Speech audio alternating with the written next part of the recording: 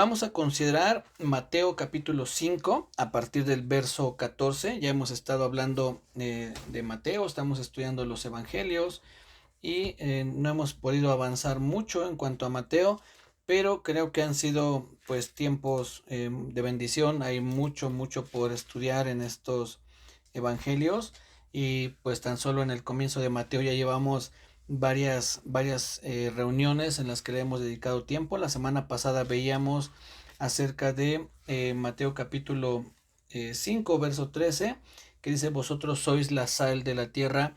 Veíamos que éramos como conservadores, como esas personas que íbamos a predicar el evangelio, que es algo de lo que en su momento también hicieron los discípulos, e incluso antes también la Biblia nos enseña que este evangelio dice en Romanos. Acompáñenme rápido a Romanos, no es la cita que vamos a estar estudiando, pero vamos a Romanos capítulo 1, por favor, para que veamos lo que dice este pasaje muy interesante, bastante interesante.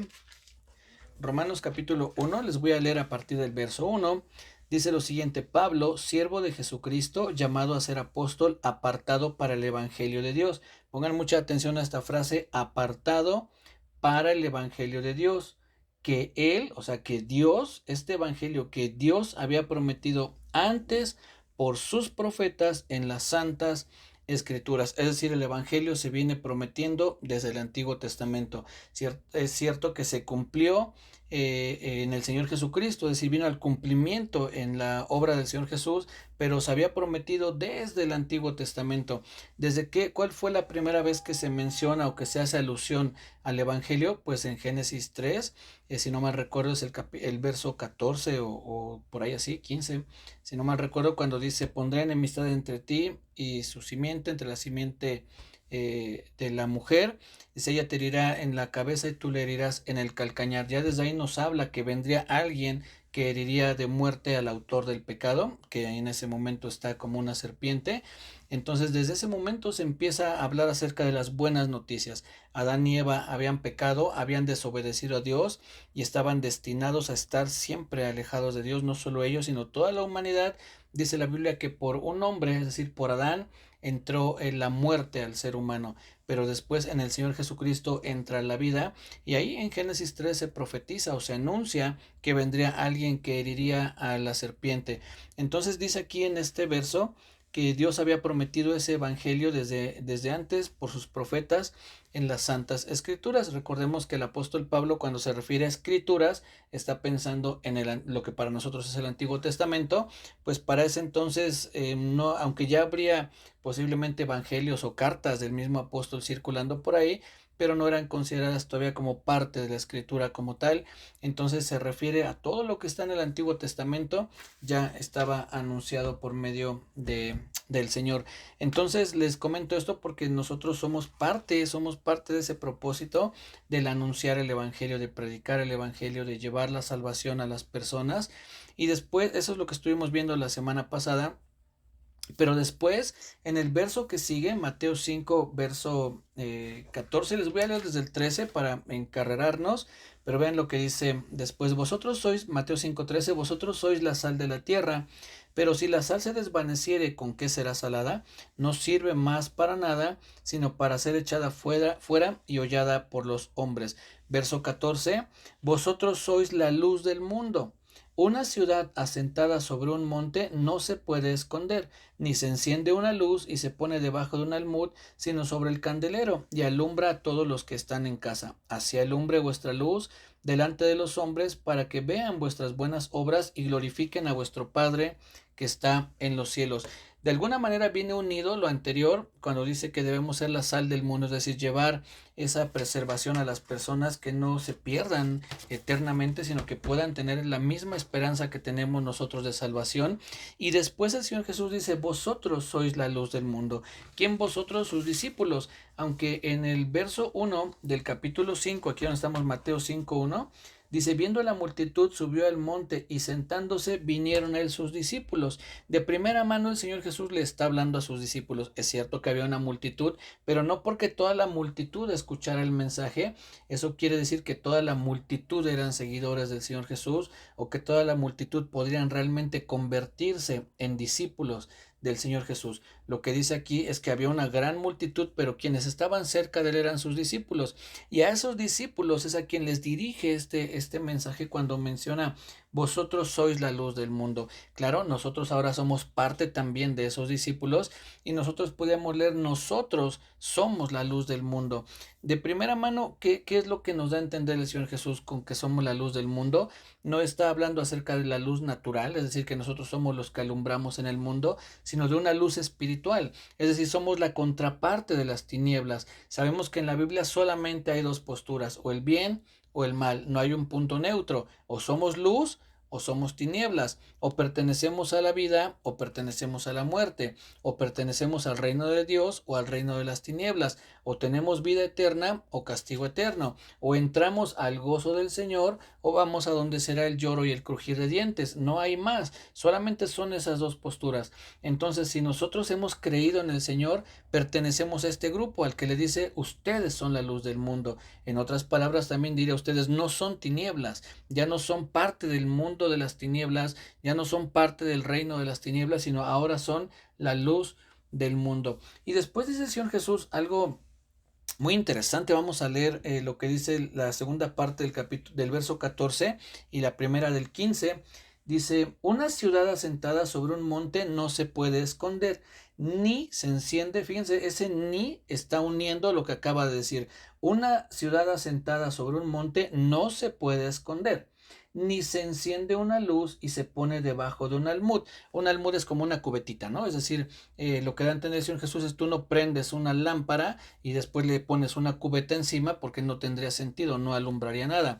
Posiblemente para nosotros no sea tan significativo el pensar en una lamparita como esas, porque hoy tenemos los focos, o tenemos lámparas, o tenemos alguna otra forma de iluminarnos ya de maneras muy prácticas, pero en aquellos tiempos solamente tenían lámparas, tenían esas famosas lámparas de aceite o algún tipo de antorcha tal vez, y la verdad es que no se comparan con la luz que nosotros tenemos el día de hoy, con la que nos alumbra por medio de los focos o de lámparas. Entonces para ellos debió haber sido muy importante, era algo de tener en cuenta, que lo único que podría alumbrar una casa o una habitación sería esa lámpara. Y si tú enciendes esa lámpara y luego le pones encima una cubeta, pues de nada habría servido, no te alumbraría para nada. Como un pequeño dato que es importante también, digo, solamente como para tener un poco la idea de lo que sucedía en aquellos tiempos. Y aún hoy en día la luz o mejor dicho, la iluminación o la luminosidad que hay en las ciudades se mide por el tipo de ciudad que sea. Por ejemplo, Las Vegas, que es una ciudad donde hay muchísimos edificios con anuncios espectaculares, llenos de luces, se dice que tiene una luminosidad muy alta. Es muy difícil ver las estrellas en un lugar como Las Vegas por toda la luz que hay en la ciudad.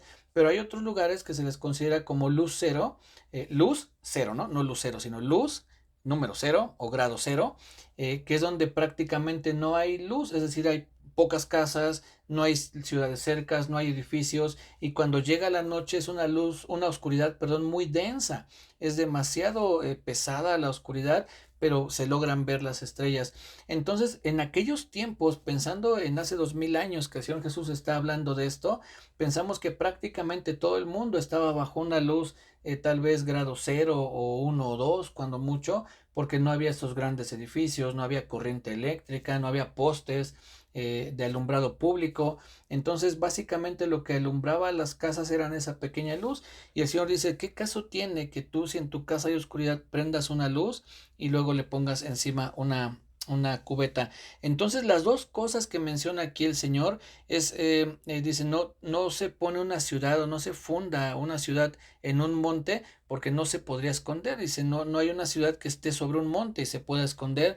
Y después dice: ni se enciende una luz y se pone debajo del almud. Lo que nos enseña aquí el Señor Jesús es que hay un propósito al establecer una ciudad sobre un monte, es decir, que sea visible. El propósito de establecerla ahí es que sea visible. Por eso dice: no se puede esconder. Es para que sea visible, para que la gente la observe, para que todo aquel que pase pueda notar que ahí hay una ciudad. Y después dice en el verso 15: ni se enciende una luz y se pone debajo del almud. Entonces, el propósito de encender una luz es que alumbre el lugar. Dice en el verso 15, dice, sino sobre el candelero y alumbra a todos los que están en casa. El propósito de que el Señor haya establecido una iglesia, que ahora lo comparamos con la ciudad, y el propósito de que el Señor Jesús haya estado en este mundo y nos haya dado de esa luz, porque nosotros no tenemos una luz propia, reflejamos la luz de Cristo. El propósito de que Él haya dado esa luz a nuestra vida es para que la reflejemos al mundo, para que el mundo pueda ver que nosotros seguimos el ejemplo, seguimos las pisadas del Señor Jesús, y que realmente hay una diferencia entre nosotros y las demás personas. Nosotros no debemos ser cristianos a escondidas o hijos de Dios a escondidas, no debemos ser solamente de palabra.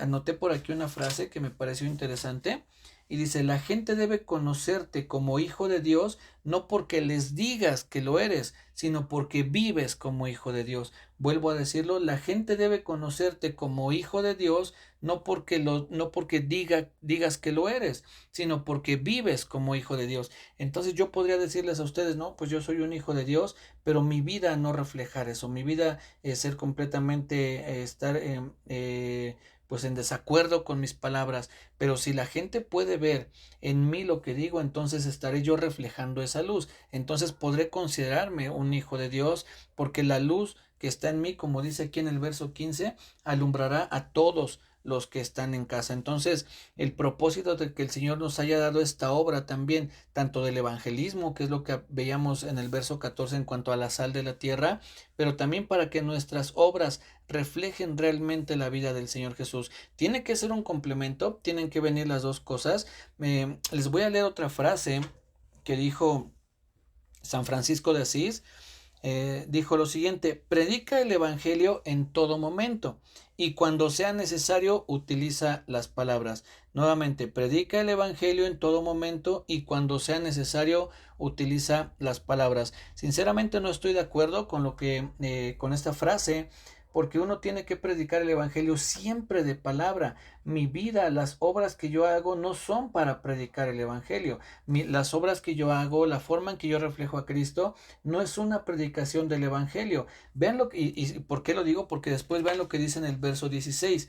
Así alumbre vuestra luz delante de los hombres, para que vean vuestras buenas obras y glorifiquen a vuestro Padre que está en los cielos. La forma en que yo me comporto, la forma en que yo reflejo la vida del Señor Jesucristo en mi vida, es para que la gente glorifique a Dios, ciertamente para que vea que hay algo diferente en mí, para que se den cuenta que hay una diferencia entre la luz y las tinieblas, entre la vida y la muerte, entre todo lo que podemos mencionar aquí, entre la salvación y la perdición, entre el gozo del Señor y el crujir de dientes.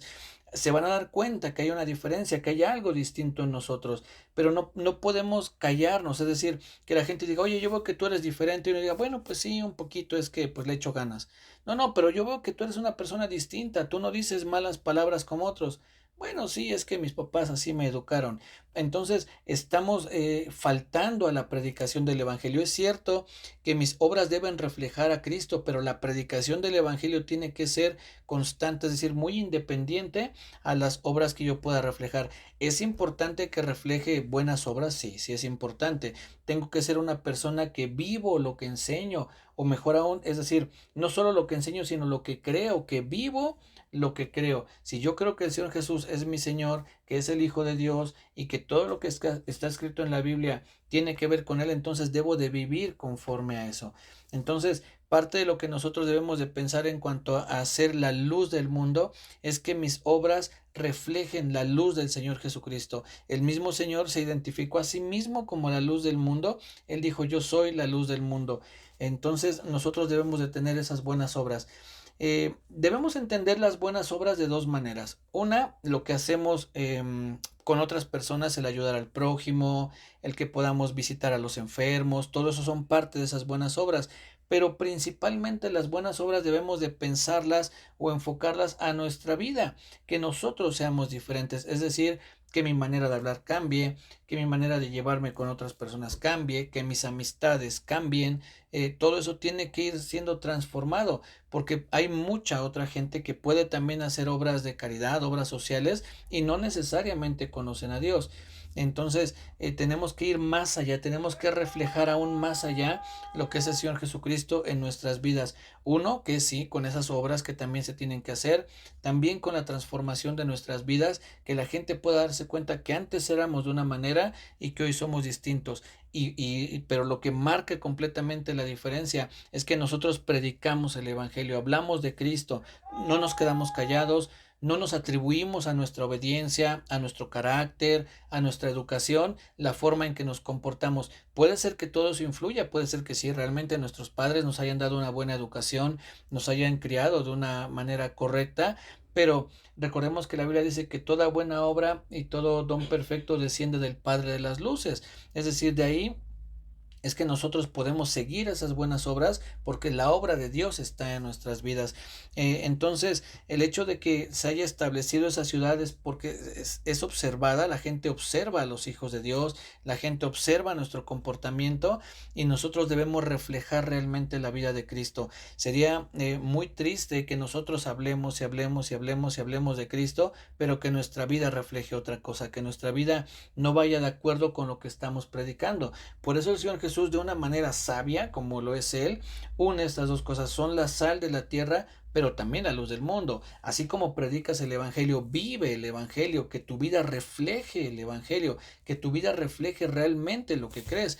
Entonces, así es como dice el verso 16, así alumbre vuestra luz delante de los hombres para que vean vuestras buenas obras y glorifiquen a vuestro Padre que está en los cielos. Ahora, ya mencioné algunos ejemplos de buenas obras, pero quiero ir todavía un poco más al principio, quiero ir más a la esencia de las buenas obras, de lo que una buena obra representaría para nuestra vida. Así que les voy a pedir que me acompañen a Juan capítulo 6, por favor.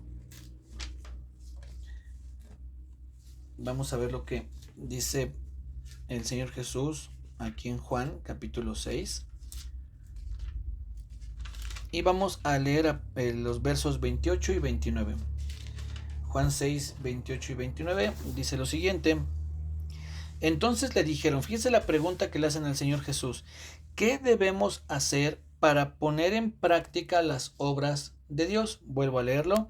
¿Qué debemos hacer para poner en práctica las obras de Dios? Y el Señor Jesús le responde, esta es la obra de Dios, que creáis en el que Él ha enviado. ¿Cuáles son las buenas obras? Que creamos en el Señor Jesús. Eso es el comienzo de todo. Para que nosotros podamos en algún momento aspirar a hacer la obra de Dios o las obras de Dios, primero tenemos que creer en el Señor Jesús. Creer que es Él quien nos puede ayudar, quien nos puede perdonar los pecados, quien puede cambiar, quien puede transformar nuestra vida, quien va a reflejar actos de misericordia en nosotros, quien nos va a ayudar a que nuestro carácter cambie, quien nos va a ayudar a que podamos ser quien ayuda a las personas, quien cede el asiento, en fin, tantas cosas que vemos que podemos hacer. Pero básicamente lo que el Señor nos está pidiendo es que creamos en Él. No podemos nosotros mentalizarnos y decir, bueno, de ahora en adelante yo me propongo a que voy a ayudar a las personas. Tenemos que creer en el Señor, tenemos que buscar al Señor y entonces esas obras van a venir después. Aquí lo que el Señor Jesús dice, bueno, quieren hacer buenas obras, crean en mí, comiencen por creer en mí y entonces las obras vendrán después. ¿Qué significa también creer en el Señor Jesucristo? Vamos a ver, porque ya vimos que hacer las obras de Dios es creer en el Señor. Ahora pueden decirme, pero ¿qué es creer en el Señor? ¿Cómo puedo entender qué es creer en el Señor? Y ahora vamos aquí mismo a Juan, en el Evangelio de Juan, pero vamos por favor, vamos a ver dos pasajes. Uno que está en Juan 14 y después vamos a regresar a Juan 8, pero vamos primero a Juan 14, por favor. Y vamos a ver lo que aquí el Señor Jesucristo les dice a sus discípulos. Es un pasaje tal vez ya conocido por algunos de nosotros. Y es toda un diálogo que tiene el Señor Jesús. Y dentro de ese diálogo Él enseña algo muy importante. Juan 14 a partir del verso 1 dice, no se turbe vuestro corazón, creéis en Dios, creed también en mí. En la casa de mi Padre muchas moradas hay. Si así no fuera, yo os lo hubiera dicho. Voy pues a preparar lugar para vosotros, y si me fuere y os prepararé lugar, vendré otra vez y os tomaré a mí mismo, para que donde yo estoy, vosotros también estéis. Y sabéis a dónde voy, y sabéis el camino. Le dijo Tomás, Señor, no sabemos a dónde vas, ¿cómo pues podemos saber el camino? Jesús le dijo, yo soy el camino y la verdad y la vida. Nadie viene al Padre sino por mí. Si me conocieseis, también a mi Padre conoceríais, y desde ahora le conocéis y le habéis visto. Felipe le dijo, Señor, muéstranos el Padre y nos basta. Jesús le dijo, ¿tanto tiempo hace que estoy con vosotros y no me has conocido, Felipe? El que me ha conocido a mí, el que me ha visto a mí, ha visto al Padre. ¿Cómo pues dices tú, muéstranos al Padre? Fíjense lo que dice en el verso 10. ¿No crees que yo soy en el Padre y el Padre en mí? Las palabras que yo os hablo, no las hablo por mi propia cuenta, sino que el Padre que mora en mí, Él hace las obras. Es lo mismo para nosotros. El Padre que mora en nosotros es el que va a hacer las obras. Pero el Señor Jesús le dice, si crees en mí, dice, no crees que yo soy en el Padre y el Padre en mí, las palabras que yo os hablo no las hablo por mi propia cuenta, sino que el Padre que mora en mí, Él hace las obras. Creedme que yo soy en el Padre y el Padre en mí. De otra manera, creedme por las mismas obras. Es decir, si no te basta con que yo te diga que creas en mí, pues date cuenta de mis obras. Fíjate cómo actúo, date cuenta cómo me comporto. No solamente los milagros que hacía, que es importante porque eso fue parte de lo que realmente mostró o demostró que el Señor Jesucristo era el Hijo de Dios al hacer esas señales, esos milagros, los prodigios que Él hizo. Pero cuando aquí habla de esas obras no se está refiriendo exclusivamente a eso, sino a la forma en que el Señor Jesús vivía. Dice después en el 11 dice, creedme que yo soy en el Padre y el Padre en mí. De otra manera, creedme por las mismas obras. Y después viene un verso muy, muy interesante que dice, de cierto os digo que el que en mí cree, las obras que yo hago, él las hará también y aún mayores hará porque yo voy al Padre. Vuelvo a decirlo en este pasaje que se habla de obras, las obras que yo hago, el que cree en mí, mayores obras que hará. No está hablando de milagros, no está hablando de señales, no está hablando de prodigios. Entonces, cuando se dice que nosotros podemos hacer mayores cosas, hay quien lo enfoca a los milagros, ¿no? Que vamos a hacer mayores milagros, pero no se está refiriendo de eso. Y un claro ejemplo o algo que nos puede dejar muy claro que no se refiere a eso es la historia misma. A lo largo de toda la historia, a partir de que se dijo esto, el Señor Jesús, nadie, absolutamente nadie ha hecho mayores milagros o mayores señales o mayores prodigios que los que hizo el Señor Jesús. Entonces no se está refiriendo a eso porque nadie ha podido hacer nada mayor a lo que el Señor Jesús hizo, es decir, en cuanto a milagros, en cuanto a señales. El Señor Jesús resucitó muertos y si alguien en algún momento pudo haber resucitado un muerto, pero no es nada mayor que lo que hizo el Señor Jesús. El Señor Jesús multiplicó la comida, caminó sobre el agua, calmó la tempestad, resucitó muertos, limpió leprosos. Nadie que yo conozca ha hecho mayores obras que eso y a lo largo de la historia tampoco se ha visto a nadie que haga eso. Sin embargo, sí como iglesia, como el cuerpo de Cristo, se han podido hacer mayores cosas. ¿En qué sentido? En que el Señor Jesús pudo predicar el Evangelio en el lugar donde Él estaba y a sus alrededores y a algunas ciudades un poco más lejanas si acaso, pero hoy la iglesia del Señor Jesucristo ha llegado a lugares donde Él no pudo llegar por tiempo, porque Él tenía otra encomienda de parte del Padre. Él iba a cumplir con lo que el Padre le había dicho y después a comisionar a sus discípulos para que fueran ellos a predicar el Evangelio a todas las naciones. Entonces, en ese sentido, sí se ha podido hacer más, obras más grandes que las que el Señor. Si Él pudo ganar en su momento, por poner un ejemplo, solamente 3,000 almas, el cuerpo de Cristo a lo largo de la historia ha ganado millones de almas, predicando a Jesucristo, claro, pero vemos cómo son obras más grandes. Entonces, cuando nosotros pensamos en creer en el Señor Jesús y reflejar esas obras, no estamos pensando o no debemos pensar en milagros, sino en que nuestra vida refleje lo que es el Señor Jesucristo, para que entonces podamos llegar a cumplir esas mayores obras. Ya no solo lo que yo creo y yo reflejo, sino lo que también cree mi esposa o mis hijos o mis hermanos o cualquier familiar que también ha creído en el Señor Jesucristo y estamos reflejando ya no en lo individual, sino como familia al Señor Jesucristo. Esas son las mayores obras. Somos más personas hablando de Cristo, somos más personas testificando de Él, somos más personas reflejando lo que Él hace. Entonces, el hablar de que nosotros somos la luz del mundo es que debemos reflejar lo que es el Señor Jesucristo en mi vida. Si yo digo que soy hijo de Dios, pero por otra parte mi vida no refleja eso, entonces debo cuestionarme, pero urgentemente, si es que realmente creo en el Señor Jesucristo. Y creer no solamente es tener una idea o saber que Dios existe, sino lo que dijo aquí el Señor Jesucristo. Vuelvo a leerlo aquí en el verso, en el capítulo 14. De cierto os digo, el que en mí cree, o sea, si tú realmente crees en mí, se tiene que ver en tus obras. Eso sería lo que el Señor Jesús está diciendo. Si tú realmente crees en mí, lo tiene que reflejar tu vida. No puedes decir que crees en mí y comportarte como lo hacías antes. No puedes creer en el Señor Jesucristo y seguir viviendo de la manera en que vivías. Tiene que haber un cambio. De otra manera, posiblemente estamos engañándonos a nosotros mismos, creyendo que realmente hemos seguido al Señor Jesucristo, cuando realmente solo hemos pensado que Él existe. Es decir, sabemos que existe, sí, pero la Biblia dice: ¿crees que Dios es uno? Bien haces. También los demonios creen y tiemblan, pero esa creencia no es como la de nosotros, de creer y reflejar. Solamente ellos saben, tienen por cierto que Dios existe, pero eso no los lleva a cambiar su vida. Para nosotros tenemos que ir un paso más allá. Creemos que Él existe, sí, entonces debemos de hacer sus obras.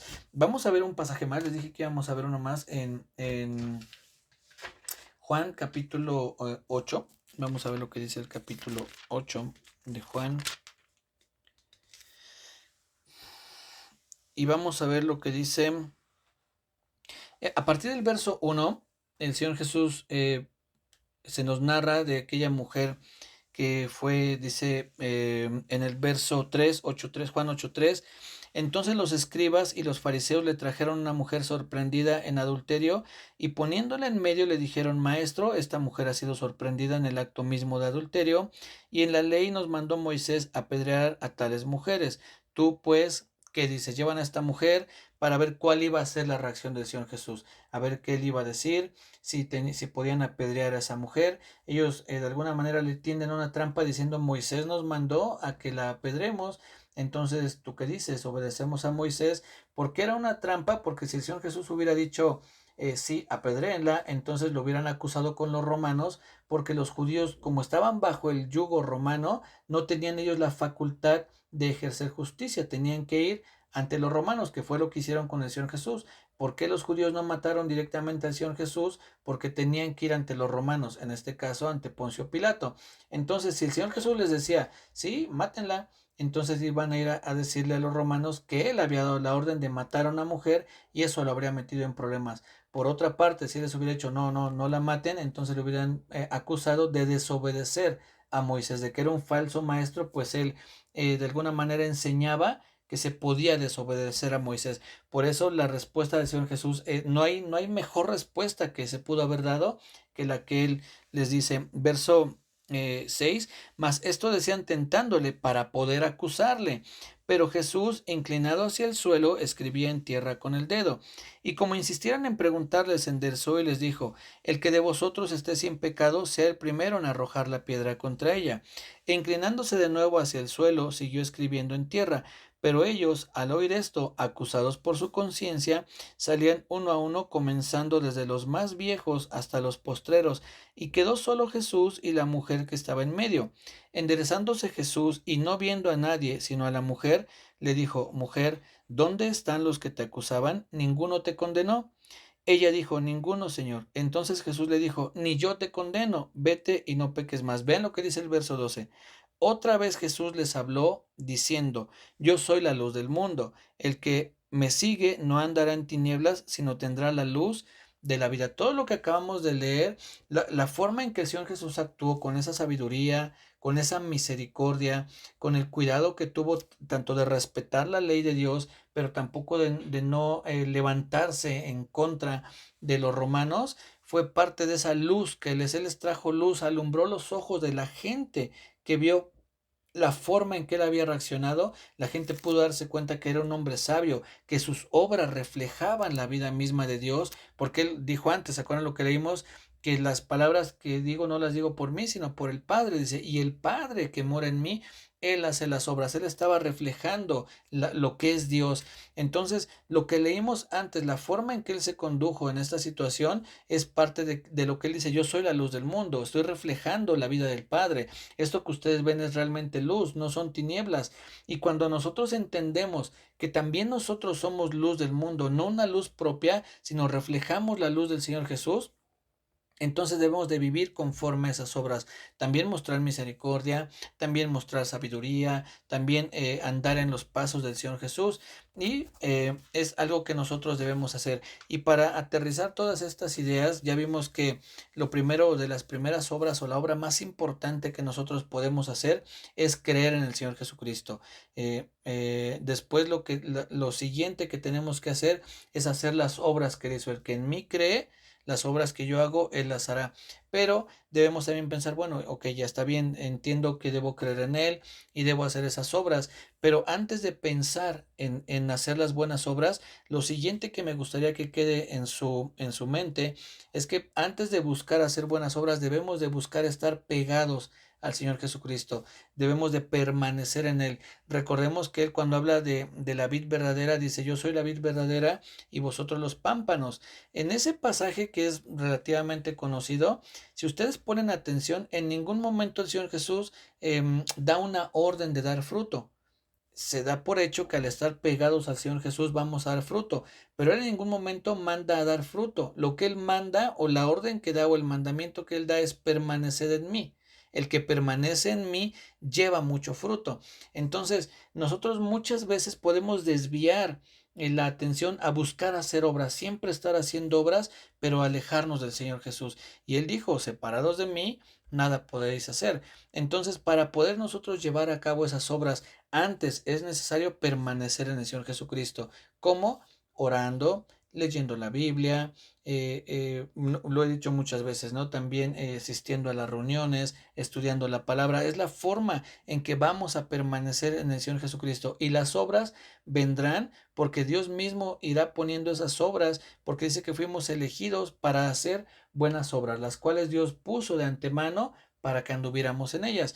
Entonces no busques hacer buenas obras, busca estar en el Señor Jesucristo, permanece en el Señor. Parece algo contradictorio, parece que estoy diciendo algo que se contradice, pero no es así. El creer en el Señor Jesucristo me va a llevar a hacer las buenas obras, pero el creer en el Señor Jesucristo también implica estar pegado a Él, permanecer en Él, buscarlo a Él, estar en contacto con Él. Entonces las demás cosas vendrán como una consecuencia. Y otra cosa que quiero que quede también en tu corazón, que ya lo vimos hace un ratito, aunque de manera rápida, es que las obras que nosotros hagamos no deben de ser para que nosotros presumamos de ellas. Es que vean cómo oro, es que vean cómo ayuno, es que vean cómo voy a la iglesia, cómo hago buenas obras. Según lo que dijo el Señor Jesucristo en Mateo 5, que es el que estamos viendo, en el verso 16, dice lo siguiente: así alumbre vuestra luz delante de los hombres, para que vean vuestras buenas obras y glorifiquen a vuestro Padre que está en los cielos.